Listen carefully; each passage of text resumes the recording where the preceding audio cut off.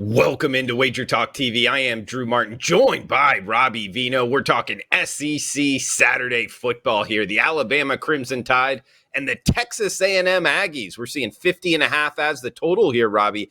Alabama open -17. We're seeing -18s now. Of course, this one being a night game on CBS. Unique time slot here for this SEC matchup on CBS. But, Robbie, what are you liking in College Station on Saturday night?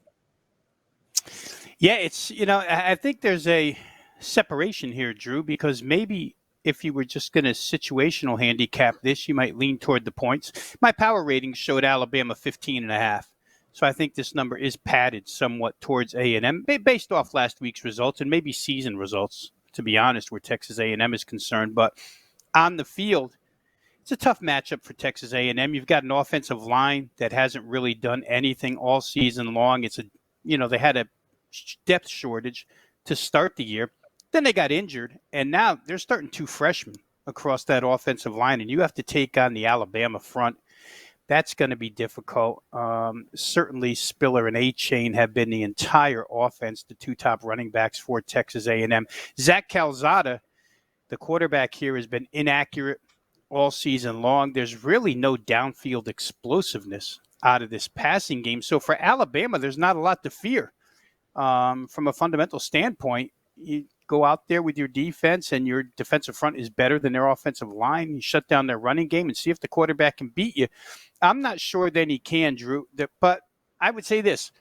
There are some things in A&M's favor. You have Alabama on the road off of the emotional win against Ole Miss. Certainly there was a lot of focus and a lot of energy put into that Mississippi game against Lane Kiffin. As you mentioned, it's a primetime nationally televised game, so nighttime in College Station with the 12th man, that can be difficult, especially in this price range, plus 18. And Alabama did get pushed around at the line of scrimmage by Florida a few weeks back. Florida outrushed them 258-91. Not so sure A&M can do that, but again, it did happen once.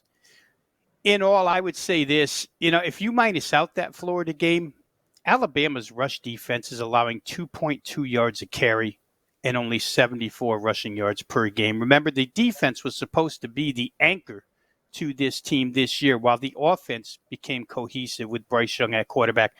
Bryce Young, it'll be his second situation. He's got one hostile crowd under his belt in SEC play when they went to the Swamp in front of fans. Didn't perform badly in that game, 22 of 35, 240, 3 TDs, no interceptions. The last couple of weeks, Bryce Young's been tremendous. 40 of 48, 83.3% completion, 7 touchdowns, and 2 interceptions.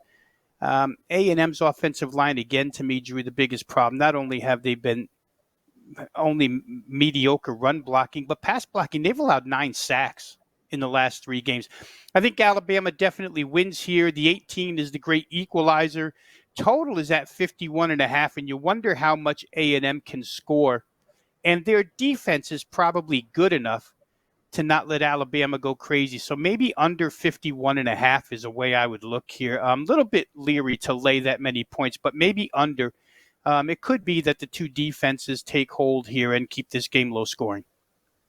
Sure, good stuff from Robbie Vino. And Rob, in the beginning of the season, preseason, I think this has something to do with CBS picking up this night slot in terms of this would be projected to kind of be the SEC West championship game, because Auburn, was coming into the season a little bit down, LSU the same. So Texas A&M was supposed to be the team to really go after Alabama, but this price range is really showing us a lot how this season is kind of gone for Texas A&M, the Aggies. The lack of really production from the quarterback position. You mentioned there it might be their offensive line, but going up against this defensive front for Alabama, this is going to be a tough one for the Aggies. I know it's at home at night, but still, I don't know. I think this number at 18, I think it's a little short here, Robbie. I think I'm going with the Crimson Tide to really smash them Saturday night, buddy.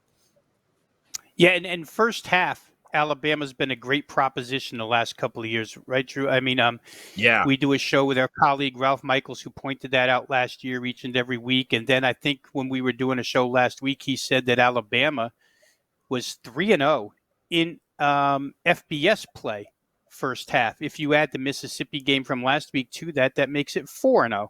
And even in the Florida game that they only won by 2 points, they were still winning 21-9 at halftime. So Alabama first half, you can almost knee-jerk mechanically play because it's been that good of a profit maker the last couple of years. I could see Alabama. There's some situational things that might lead you to A&M, but boy, they just can't move the football against the two SEC foes they faced. Arkansas and Mississippi State only been able to throw it for 143 a game, and if you can't run it and you know you can't throw it, that's trouble against Alabama.